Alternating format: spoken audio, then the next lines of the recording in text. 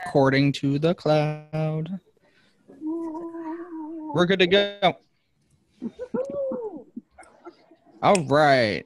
I don't hear music. It's going to start in a second. Hi, everybody.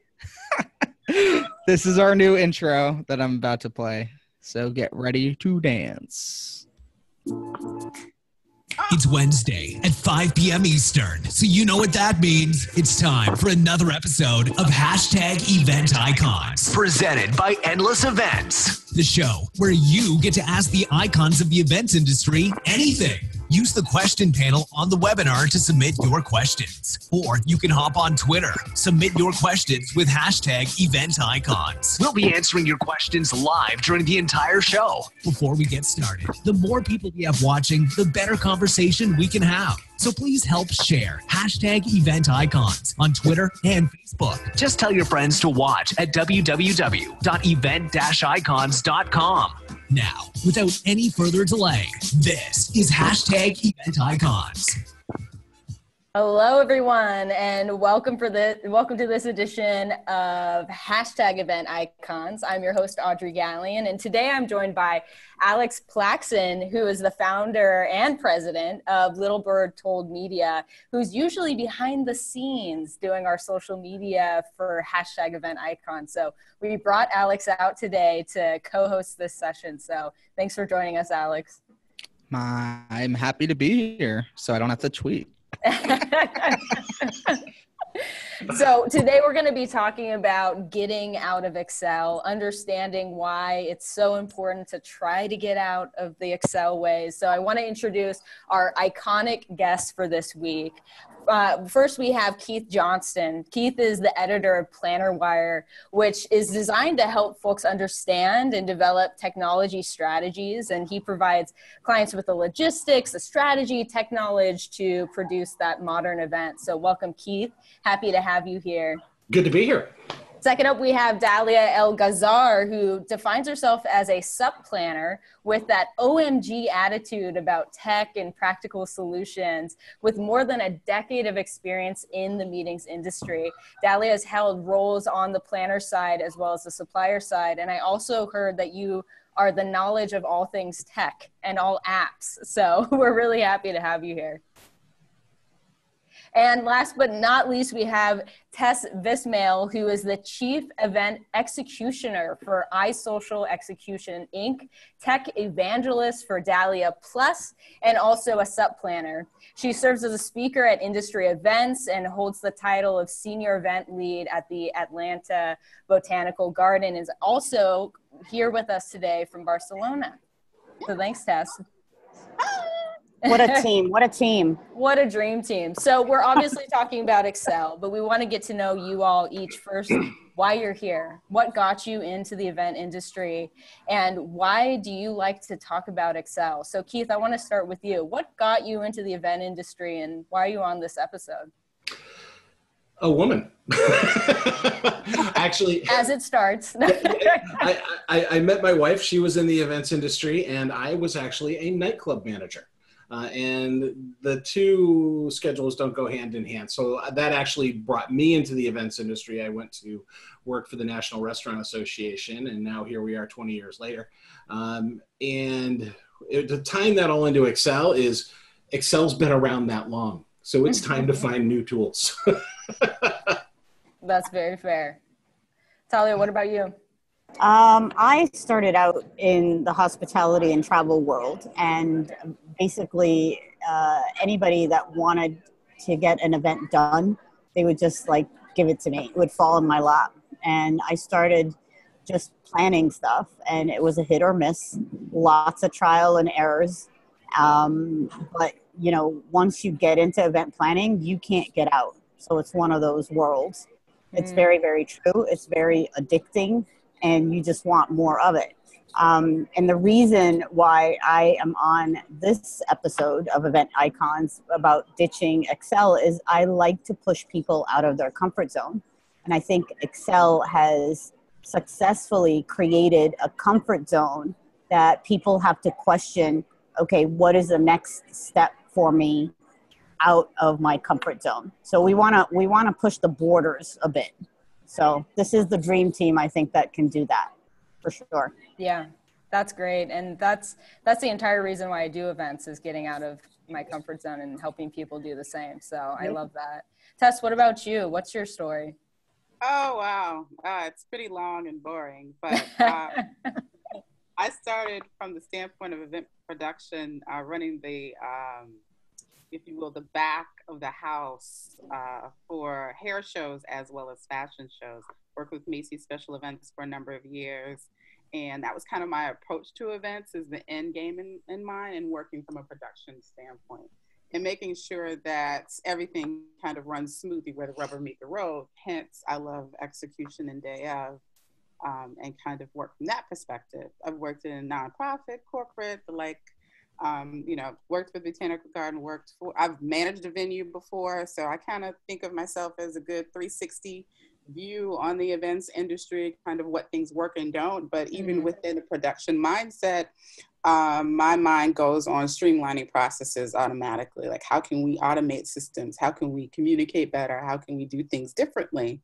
And hence, it's born out of just that other love for tech, kind of just growing and growing. And then, this lovely lady with this lovely thing I call fairy dust, Dahlia Algazar, came along and just kind of helped me fuse my worlds together. Never knew it was possible. So my love, and I realized through time, is educating our industry and others on the best ways of utilizing tech to make them more sane, and feeling comfortable around that, and having that lovely aha moment, which gives me a beautiful high around that. So, as it relates to Excel, which has been a necessary evil with my little 3-ring binder and that little document that everyone loves to hold on to and clutch on to, lo and behold, there are other things that can ease our pain around that. Absolutely. Well, I was thinking, if you all are up for it, let's take the sandwich approach when we're talking about Excel today. So maybe we can start with some good things. And I know, Keith, you've been working with, throughout the course of your career, a number of association clients. And, there are cases when Excel is useful, perhaps sometimes the better tool. And what can we pivot off of? When is Excel the old trusty, and then we can dig into more innovative solutions? Excel is, now it's a necessary evil, but Excel actually is a great tool, and it has been a great tool, and it brought everyone together. Right? We had all of this industry data, whether it was, from BEOs or site inspections or whatever it happened to be. And Excel allowed us to put all of that information together. And we had these nice columns and phone numbers and all that great stuff. And it allowed us to share that information with clients, with suppliers, with everyone else, who was in the event life cycle. And that's a wonderful thing, right? You can't fault Excel for that. It was a great tool for that. But now there is more and more data. When we're talking about site inspections, and I'll probably talk about this later, when you contact a venue, they're giving you not a picture, they're sending you 20 pictures, and they're sending you videos, and they're sending you all of this stuff that needs to be collected so that you can share it with all the people that are involved in an event. And Excel can't do that, or it can't do it very well. And so now there are better tools that allow you to use that. They look like Excel, but they allow you to output that data in a lot of different ways. So it is a love-hate with Excel, but there still is a lot of love. I mean, because it changed the way we do things, and it made things a lot easier. Right. And it comes back to accessibility. And for me, I think we're an industry that has a higher demand to be metric driven, because we have access to so much more data. We can gather that. It's now kind of a standard of the industry to be able to produce that information.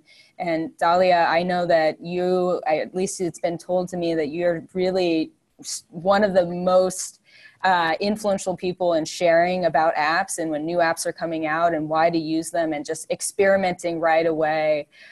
When it comes to that increase in demand in data, what do you think about that? And how does that help us kind of get out of that auto drive to go to Excel because it's safe?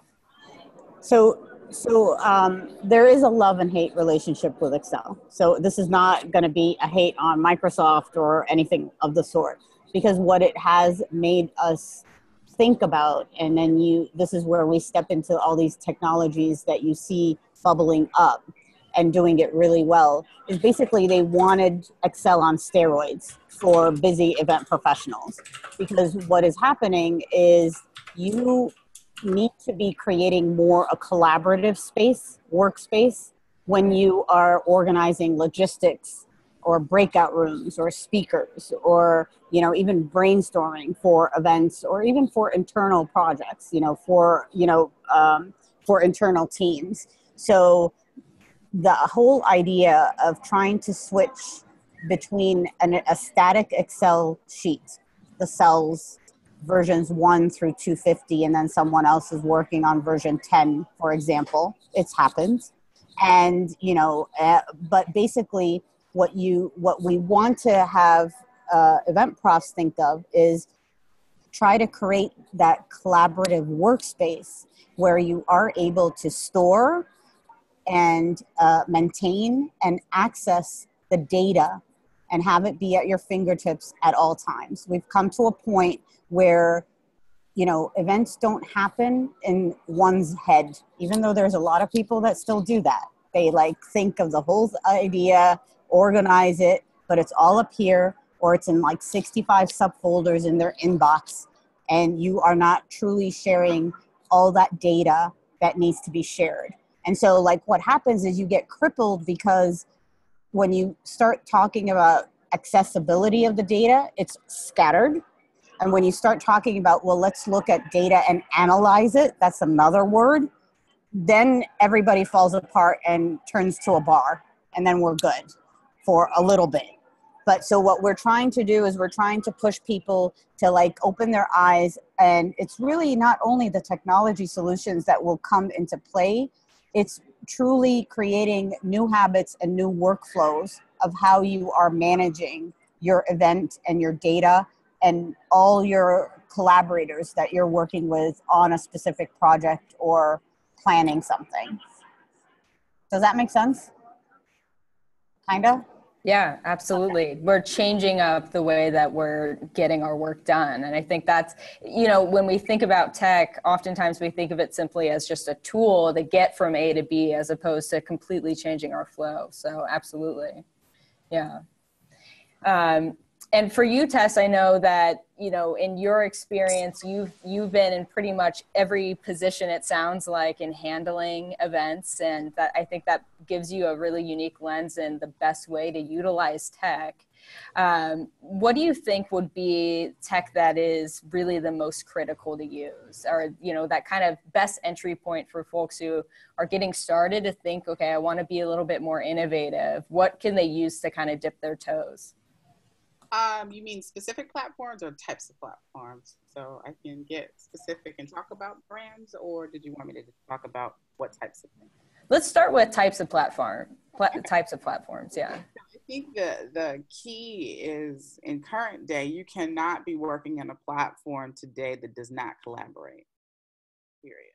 If you don't have the ability to be able to work in a system and then invite whomever you need to communicate with to the system to be able to see you as you're working, and or at least work at the same time, or go in and make changes to things that you've done that will eliminate you doing a attachment in an email, then I think you are missing the boat with just the basics of tech.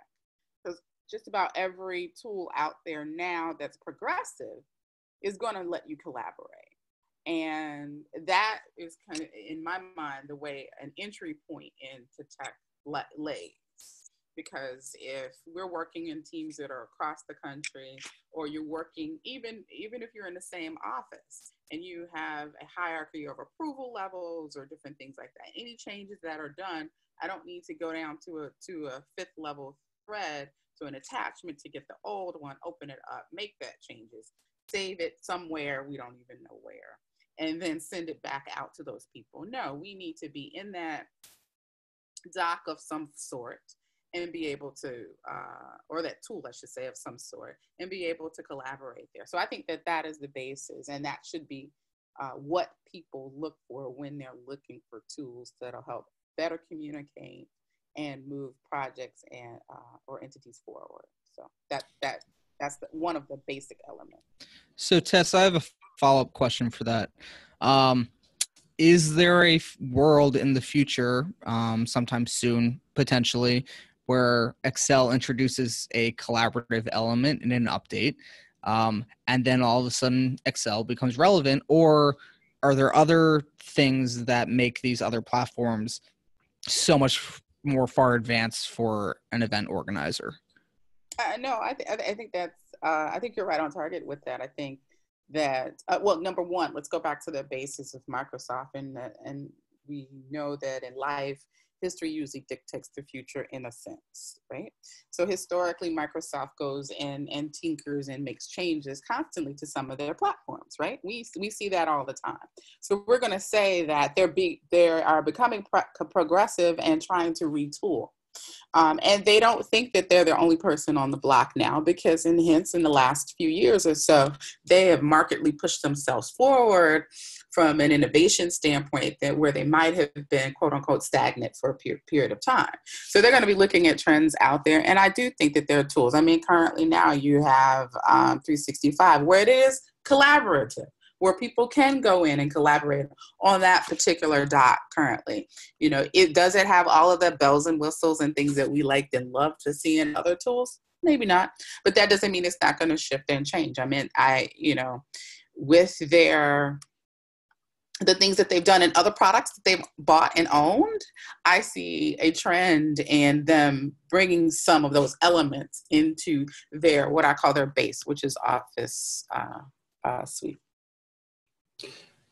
I think my only fear, and Tess, you make a really good point. Office 365 is a fantastic gateway drug, for people that want to collaborate using a tool like Excel. I mean, you can go in there, it's like Google Sheets, and you can collaborate with people, and for people that are very reluctant to change, it does allow them to see some of the possibilities that are out there. So if they can, and a lot of my association clients, they are Microsoft and Office 365. And so that's a great place for them to start. They can start collaborating on those docs. Once they're comfortable doing that, then you can go, hey, you seen this? Check this out. And the next thing you know, you're moving them over to another tool. My greatest fear with Microsoft, though, and I do think that Excel will at some point will come up to the level of these other tools. But my problem with Microsoft is a lot of times they put everything, including the kitchen sink and the outhouse and all of this stuff, into these products. And instead of a nice lean product that works really, really well, you get this gigantic bloated thing that kind of works. SharePoint is a prime example. If you're not building a 747, no one needs SharePoint. So Keith, that actually, I want to ask you, when you're getting started and helping people kind of see, okay, I need to get out of Excel, and it sounds like you do a lot of convincing on that end. Where do you guide folks as a first step, particularly for our listeners today, sure, looking for that first step? For us, it typically, we usually, this is a kind of probably a weird place to start, but we start with site inspections. And what we do is, there's a great tool out there. It's called Airtable. And it allows you to build a form on a website. I know, right? It allows you to build a form on a website that then goes into Airtable, it looks like Excel when you're looking at it. But it allows you can send that form out to all of the hotels, whatever it is you happen to be looking at. They can fill out all the form and then upload pictures, put in videos, put in all of this stuff. And then you've got that in a nice Excel looking spreadsheet, but you can change the views. And then that's usually when you show a client or a coworker or whoever it is, you say, hey, look what I can do with this. When you pull it up on your phone and it looks spectacular. And then they start to go, oh, and then you go, oh, you know what? We can put the staffing thing for the conference in here. And they're like, oh, really? And then the next thing you know, you're starting to migrate them out. So typically it is little steps that gets people to jump. And one thing I will say and this is key, if you start with a tool like that, go all in and tell everyone that this is the tool you're using. And this is where they have to go. They can't be wishy-washy. We got in one where we had half the people were using an Excel spreadsheet, the other half were using Airtable, and some people were even using Google Sheets, and that made the problem worse. So you got to watch out for that. I think it merits that people need to do a better job on looking at what they need to accomplish and looking at the projects they have at hand. So like one thing that I know a lot of people have pride in when they have an Excel sheet and they are managing breakout rooms, for example, and everything that goes in the breakout rooms, and they're proud that it's 200 tabs on a worksheet and it's color coded, but this is a proud moment. Don't laugh, all right? And they're beautiful, though. Funny. They're gorgeous, and it only makes sense to them, right? So when you get someone who's so proud, to have them make the jump, you're in it for a while. But I think what people need to work on is, okay, I need to make the jump within these processes, within managing logistics, within managing inventory. And then saying, okay, Excel works for inventory. Maybe I'll do a baby jump into Airtable. But when you're managing breakout rooms and people and staff and AV, and then you're trying to marry the format of the cells. I'm not an Excel wizard, so you probably got that right away just looking at my hair. It doesn't work with me. But basically, when you're trying to marry that, and then you're managing budgets, and then you're managing all these crazy requests, and then you're managing what's not in the room, and then someone comes and gives you this brilliant question of, how can we do it better next year? What are you going to look at to answer that question? When someone in the C-suite comes and tells you, how could we do it better? How could the seating have been different? How many volunteers do you need next year? How are they going to answer that question? And that's where I think people need to really just sit down and, the time they spend on working on budgets, they need to work on workflows. They need to look at what takes the most time and why does it take the most time. And I would say event logistics is that bucket for most of the event planners. And I agree with you, yeah, and as well, and Keith, and I think within both aspects of what you all are talking about, the challenge is accountability. And if I'm working on a team that's making a shift and I do not require the team and make it a part of their performance review to shift, even if it's a mid performance, it doesn't have to be end of the year, mid, whatever milestone it is. But if I don't have some sort of making them have their skin in the game to make the shift, or even making them have the shift, skin in the game to say, okay, I'm just going to decide to focus on logistics, like Dahlia was saying, or one aspect of it, then it's not going to work. It will fail. And it's unfortunate that happens. So I think that's a part of it too. I'm glad you brought that up, Tess, because I was going to ask, I've been invited to new platforms and new technology before that's collaborative, and I'm like, I don't want to have to learn another new tool. I just learned 20 last month, with this other event I was working on. And oftentimes, can't you just email me this document? It's so much easier just to email me this. And then they do. And then I'm not held accountable, and there's no reason why I should ever learn that new tool. So, I'm interested, Keith and Tess, how other than a performance review, how else would you suggest getting a team on board with using new technology and onboarding that new tech? My way is evil. And I can explain it actually by using a completely different platform. We had to make the switch to Slack for internal communications. And because we were doing emails all back and forth. And so on that Monday morning, 98%, all except for one person, went to Slack, and that person kept sending emails, and people were asking me, well, what do we do? And I said, don't respond. Just right. And so then by Tuesday, the person was now in Slack. And so with any tool that you move to, it has to be, this is now the way it's done. But on these Excel tools, you will find that most of them operate very similar to Excel, and getting the data in and things like that. It works very similar. So we're not talking, people don't have, it's not like learning a programming language. They can go in and most people can use them, and they find that they're actually a lot of times are much, much easier than Excel. But it really does come down to, if you're going to make that switch, you just have to say, this is the way it is. And, especially with like suppliers, right? You'll send them a link to, say, an Airtable, or Fieldbook or Quip or whatever it happens to be. And you'll say, hey, here are the rooms, and this is the AV we need in each room. And they'll be like, oh, can you just send me an Excel spreadsheet? And you just have to go, oh, this is how you'll do it. There you go. Yeah, I totally agree with that. I think that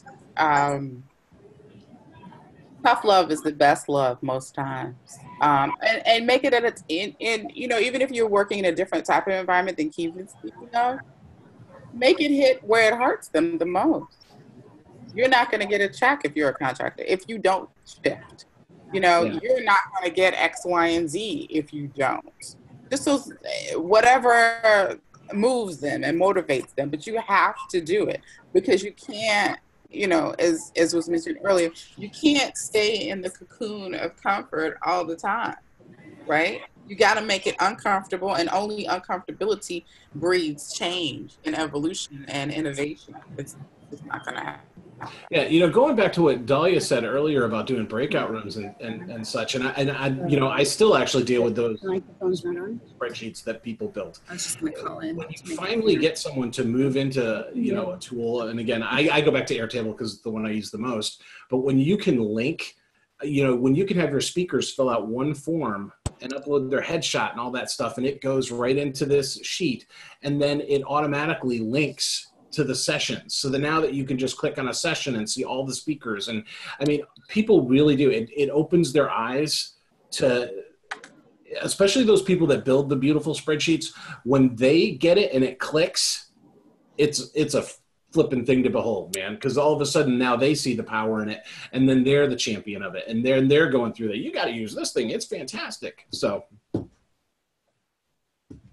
yeah. I dragged Michelle Wyatt here with me. She's at Expo. So I think everybody knows that I like to bring in more expertise. So, and Michelle is with Cadmium. And the reason why I dragged her in with me, because, she sees the challenges from different associations, different organizations, when it comes to people that struggle to make that leap, from a tech adoption perspective, but also just the struggle's real. These planners, they sort of have this fear, and it's an overwhelming sensation that comes over them. And I don't mean to go all psychological on you, but it truly is that way. And so I wanted Michelle to just share with us, some of the challenges that she's seen, especially with, clients from different types of organizations, different sizes of events. And, some of the ways that they do take the leap from Excel to other technology platforms, or something that would work for them, or maybe not even take the leap. So I know I'm putting you on the spot here. No, I think you need to unmute. Thank you.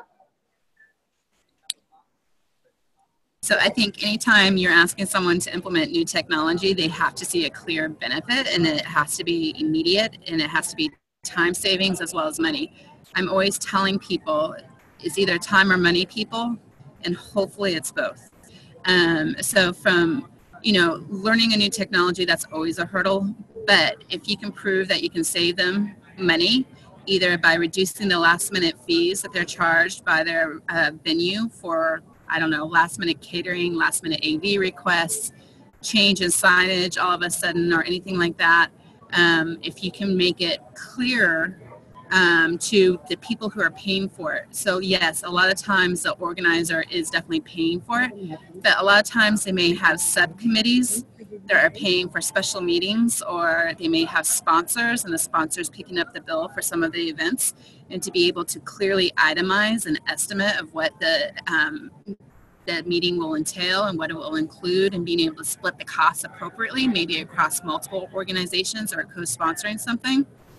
And then to clearly be able to communicate any changes that are going on at the venue, and making sure that everyone's up to date, because there's nothing worse than walking into a room where you're expecting maybe 200 people in rounds of 10s, and you get there in theater style. You know, that can be a nightmare for any planner, to have to change the room right away. And then just figuring out what's available. So, you know, obviously, if you're at a venue and you only have a couple of events going on, it's not that big of a deal. But one of our clients is American Library Association, and they, I like to call them my Everest, because they're managing over 600 rooms at their annual meeting across 6 different properties. So, you know, when they have people asking them, what's available, what can I do, you know, I have this many people that want to come talk together, they can immediately look up and tell them what's available.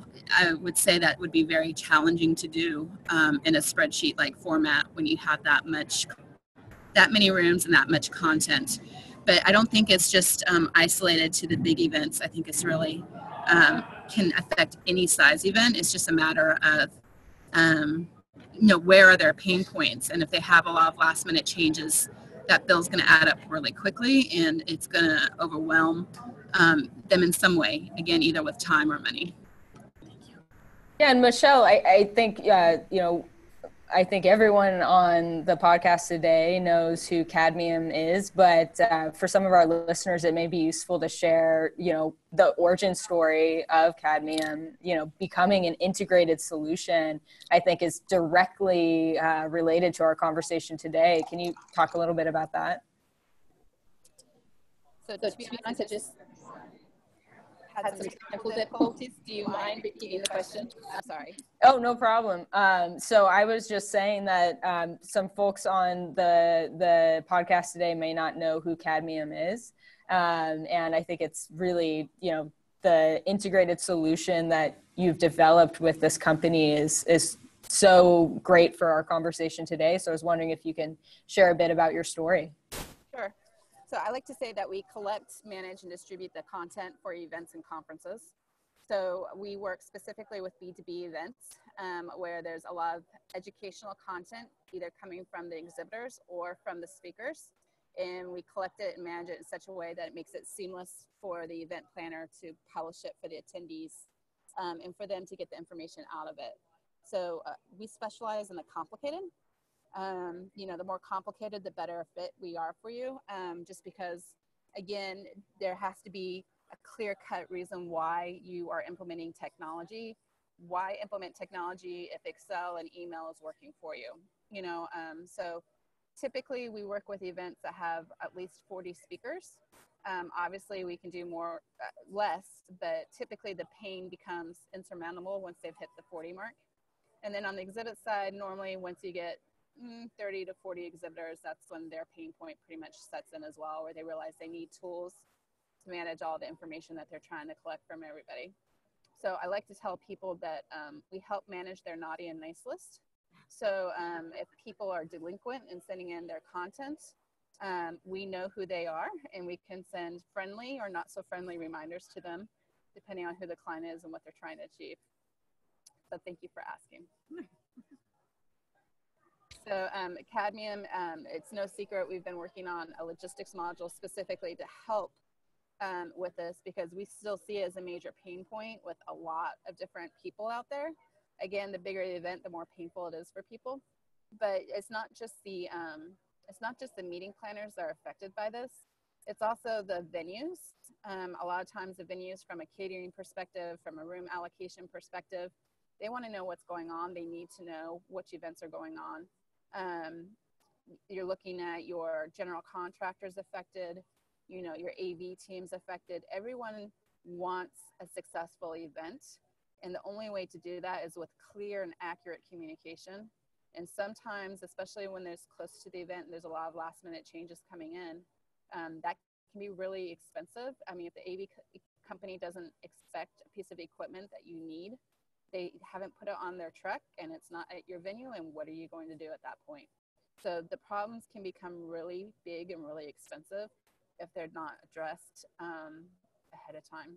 So that's what we're trying to do, is tackle that solution so that when people do get on site, there's not a, oh gee, I forgot to tell you I needed XYZ, and the vendor's going to say, well, that XYZ, which I could normally have sold to you for $20, has now become $200 because I have to pay for overnight shipping.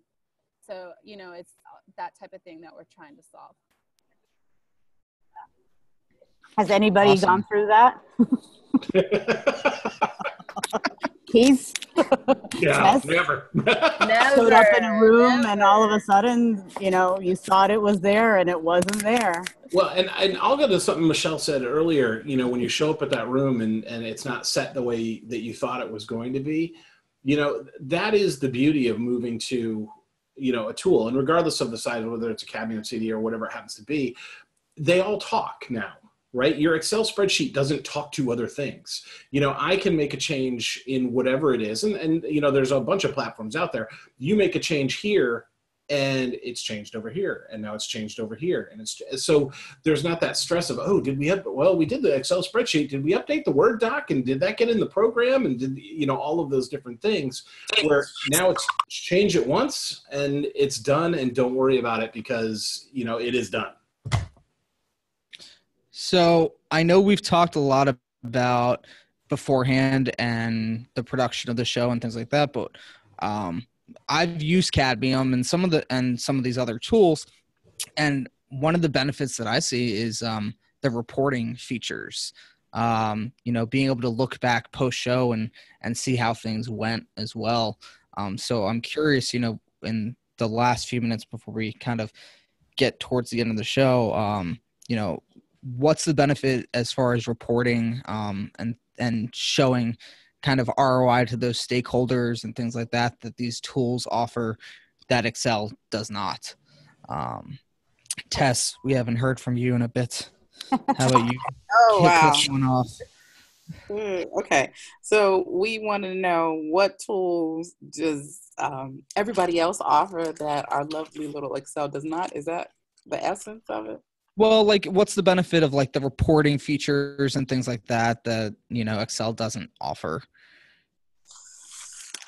Ooh, well, I mean, to me, the biggest one is what Keith talked about, because then the next layer of what he talked about is, you know, besides just updating in one area and it's updated across the board simultaneously in real time, is that lovely little N word called notifications, right? So then I can get it, you know, saying, you know, like I said, my love is execution. So I'm the logistics queen when it comes to stuff. So if I walk in the room and it's not done, then I need to quickly notify who needs to know to help me get it done. You know, by old school is she was on to roll up my sleeves, pull up my dress, and then get down to moving those chairs and moving it out of the way.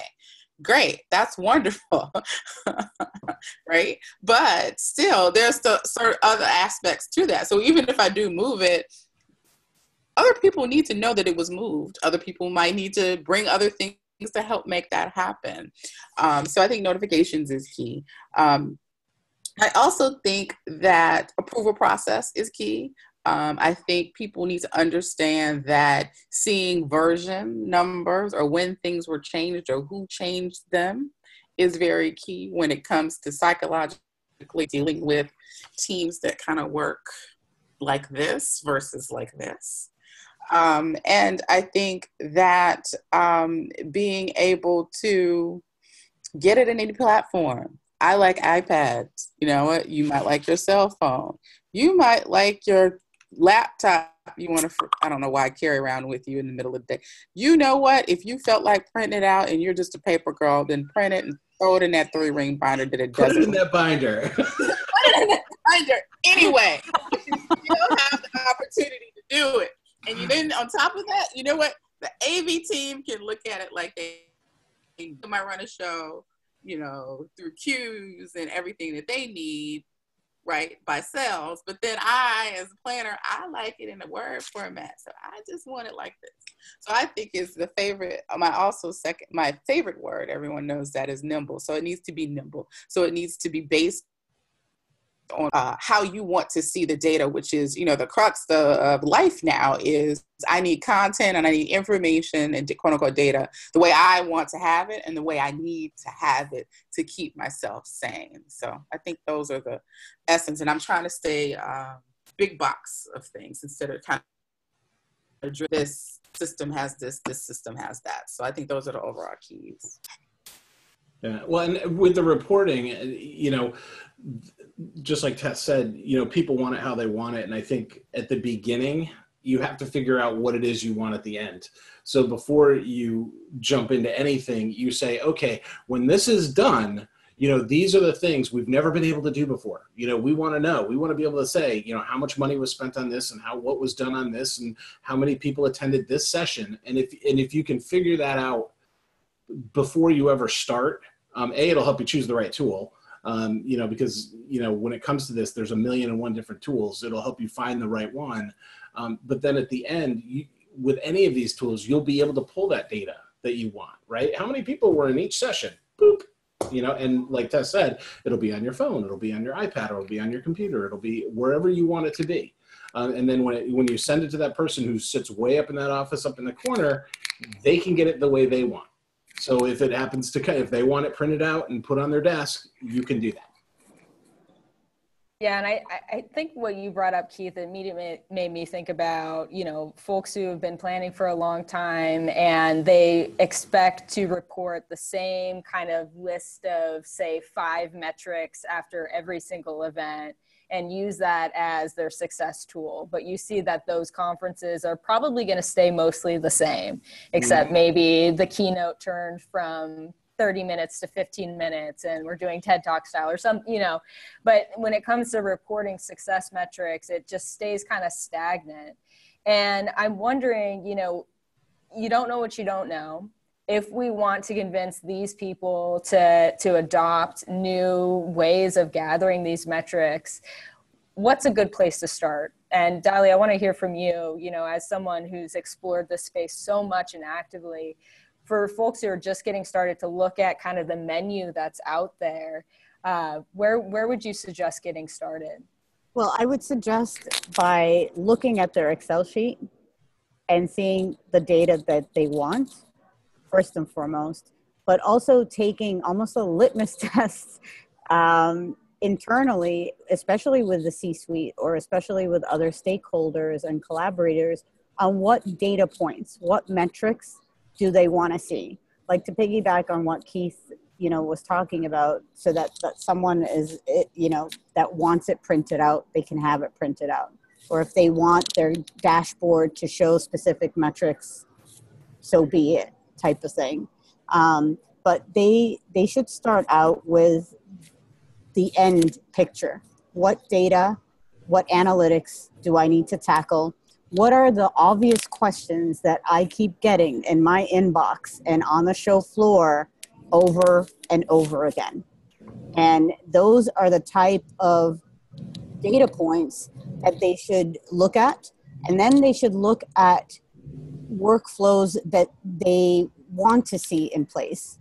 So, for example, accessibility of data, something very simple. Or is it they want to, manage the volunteers in specific, rooms within their conference, whatever it is. But they need to think, and this is the tough part, they need to think outside of their comfort zone.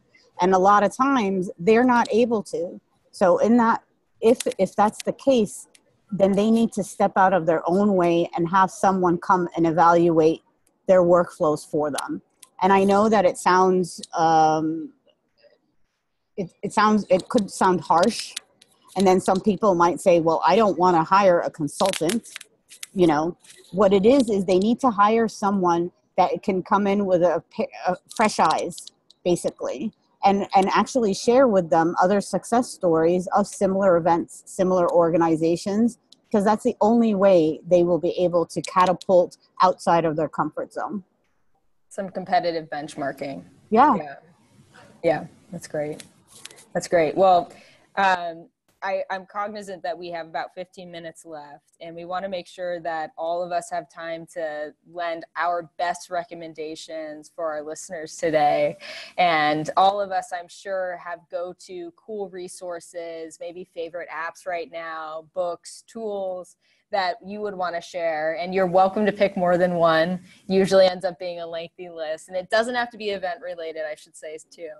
But let's do a round robin and make some recommendations. Keith, do you mind if we start with you?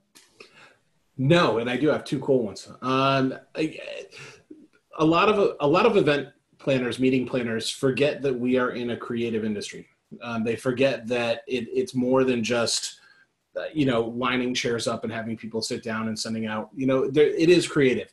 And so a great book that I love to recommend that I think every event planner should read is Steal Like an Artist. And it basically tells real quick. It is the story that everything has been created. There's nothing wrong from borrowing from other people and making it your own. And it'll spur some creative juices, I think, in a lot of people. And I think that that's really great. And then one that I would recommend that everyone should try, based on the conversation we had today, is go and try Airtable. It is awesome. It is great. It is, and I have nothing to do with them, by the way. It is a nice way to segue from Excel. And for most event planners, a good way to step into this is try it with the site inspections. That's how we get 99% of people to start moving away from Excel, is when because that is a great place that they all want all that data, and it's a nice, easy way to start. Fantastic. Tess, what about you? Oh, wow, you came to me too quick. So we can come back. I put a cool check on Airtable. That's one of my favorites too. But because our topics are around Excel and managing data, I would say Smartsheet is a good one too. And that, to me, lends itself closer, quote unquote, to Excel, if you will. Airtable and Smartsheet are like what we call Excel on steroids. But the amazing thing about both of them is they have really great templates. So people don't have to be extra shy about starting from scratch.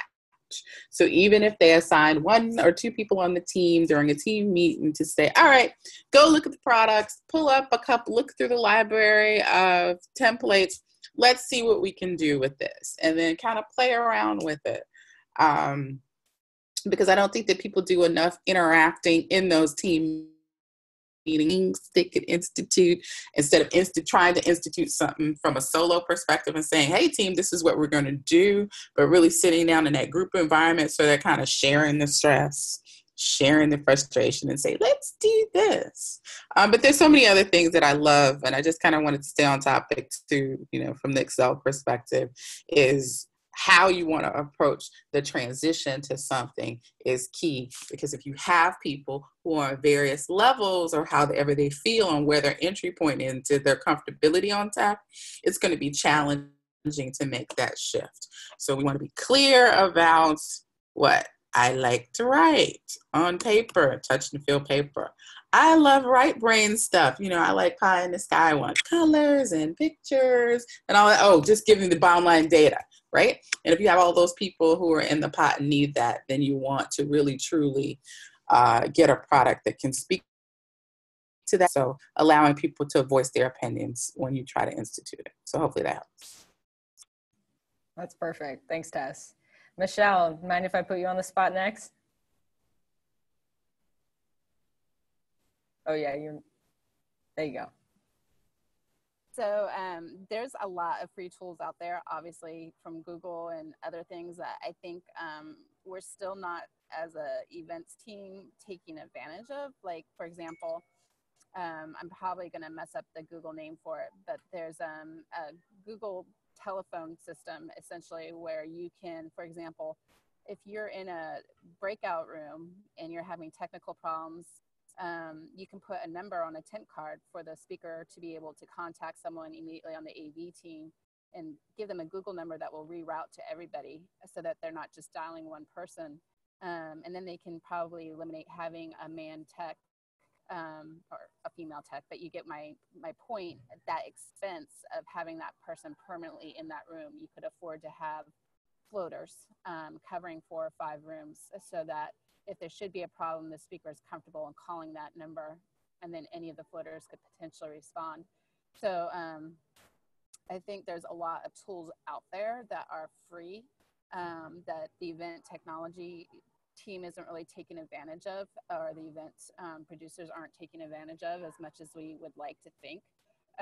Along that similar line is obviously there's all sorts of apps and stuff like that out there, but the question is what barriers, or why are people coming to your event, and what do they expect from your event?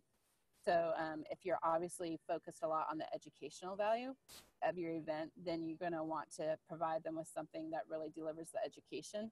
Or if it's more of a networking, you want to obviously provide them with that. And one of the challenges I think a lot of meeting planners run into is, you know, it would be like me going shopping for a car, not knowing if I need a minivan or a Corvette. Obviously, there's huge difference out there. So if you know exactly what you're looking for, it can help with that, and just being able to narrow that down. But there are, you know, I hear costs a lot from reason why people aren't using technology, and I think there's so many free tools out there that if they just apply them in a different way, or event technology could save them so much money that the cost shouldn't even be a concern, because obviously it's saving them a lot of money. So that personally, from a technology standpoint, I think there's a lot of tools out there. The question is, you know, is it going to fit what you need it to do? And, you know, each of us, I guess, have different challenges based on our audience and who we're trying to reach. So probably I've rambled on a little bit too much, but I would say, you know, there's definitely fads out there that I think people kind of latch onto without really understanding the benefits, such as, you know, I don't want to say virtual reality, but really how many people are going to walk around with glasses on their face when they're walking around a live event, you know, and I think it's cool as heck, but would I ever walk around outside of a booth with a bunch of goggles on my face? I doubt it. But you know, maybe that's because I'm a middle-aged woman and that just doesn't appeal to me. Maybe it appeals to a younger generation. So I think there's definitely things out there, but I think some of it is faddish, and it's going to die, just like Google Glasses died. But we'll wait and see to see what actually happens. R.I.P. Google Glass. That was great. Thanks, Michelle. And we actually do have a juicy question, but first from one of our audience members, and that hits right to your comment, Michelle. But Dahlia, I want to hear from you. You know, what's your best rec to get started? Honestly, I mean, there are a lot of resources out there. You can talk about like Product Hunt, you can talk Event Tech Guide, all of those directories. I'm a huge believer though, and I think this goes to our mission, especially with Alex, Keith, Tess, and myself, and also Michelle, where to navigate through these waters of technology and of needs, people need people. So we have amazing, talented advisors, and you have a bunch of them right here. And I think if anybody wants to vet out what they need when it comes to solutions, or what they need to start off, or to have them not be overwhelmed of like looking at a directory and seeing 250 mobile apps and not knowing which one to go with. And I think that number just went to 400. I don't know. But people need people. We are soundboards, and we are, you know, there's a lot of amazing resources out there, and it's talented people within our profession. Even if it's people that are outside of our industry that can just be devil's advocate and be a soundboard, I think that's what people need to do. They need to seek out other advice. It's like walking through a show floor and saying, I have to go visit these 15 booths. But what for? Just because I was told. You know, so I say, you know, take advantage, not take advantage, but like reach out, not only through a directory. So that's it. That's great. Yeah. And it kind of brings us full circle where we started this episode talking about, you know, creating events to get us out of our usual flow as people, you know, no matter what, that's what we're doing, creating these microcultures, and apps and technology are directly part of that. It's space to play. And, you know, the question that we had come in was regarding artificial intelligence, right? And do we think that artificial intelligence will still take time to be present at brand events and activations? Or are we here now? Is it happening now? So it makes me think about exactly what you were saying, Dahlia. Do we have time to address AI? Keith wants to? No. This will be for next time. Maybe we'll do an entire, everyone's just laughing on mute, which is very funny. I'm just seeing the muted laughter. Well, next time we can get into where we're thinking technology is revolutionizing. So we like to end on quick final tips that you can recommend, your best tip for event planning in general. So it doesn't necessarily, I know Keith, it's the worst. Well, I won't start with you this time.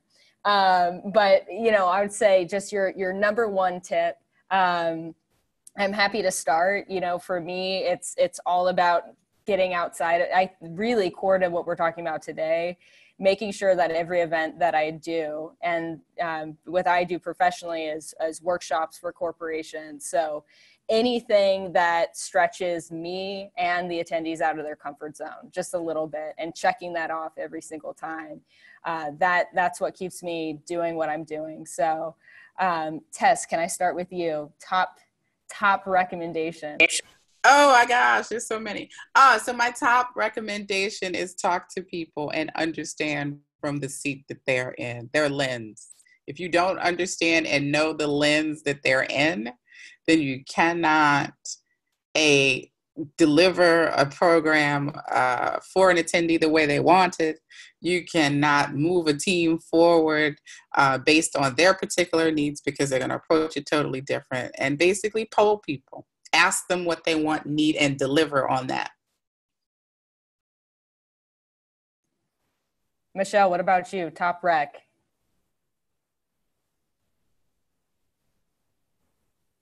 Know what you want before you buy it. Excellent. Keith, what do you got? My biggest thing that I can say is stop letting fear hold your event back. Stop being afraid of what everybody thinks. And if you have a good idea, try it. There's so many planners that I know that are like, well, we can't do that. And it's only fear that stops you from doing it. Awesome. Dahlia? He stole it from me. Dang, Keith. I would say try something new every single time you are doing an event, marketing event, social media, whatever it is. Try something new, whether it's small, simple, you know, it doesn't have to be for the whole show. And then the other thing that I want all event profs to do, don't do it alone. Don't ever do anything on your own, because everybody needs help no matter what. So find your tribe, find people that can help you out, and do not try to tackle the whole thing on your own, no matter what it is. Awesome. I think that's great. You know, I think especially when we're talking about technology, you know, just to reiterate, you know, not doing things alone, explaining the benefits of things, especially when you're trying to get people to get out of their comfort zone. The best way to do that really is just explain, this is why this is beneficial and this is what you're going to get out of it. Not this is why this is better. I think that's really important. And yeah, I think we could not have had better guests on the show, I feel like, for this topic. So thank you all for joining us. I'll let Audrey close us out, and then I'll play our little outro and we'll do a little dance. Awesome. And yes, Keith, Dahlia, Michelle, Tess, and Alex, thanks for being on hashtag event icons. I hope for our listeners, you're ready to move out of Excel, get that buy-in, and just dip your toes outside of that beautiful grid that's offline. So be sure to tune in next week. We're going to have some more amazing icons of the event industry for you to meet directly, streaming live, and of course, always recorded. So we'll see you next week. Take care, everyone. And join the conversation online. Thank you for joining us for another amazing episode of Hashtag Event Icons. To catch the transcription and all of the resources mentioned, head to www.helloendless.com/blog. This week's episode will be posted and available by next Tuesday. Also, let us know what you thought about this week's episode. Share your biggest takeaway and join the social conversation. Sponsored by Little Bird Told Media. Just tag your post with hashtag Event Icons. We'd love to hear from you. Thank you again for joining us. We'll see you next Wednesday at 5 p.m. Eastern, right here on hashtag Event Icons.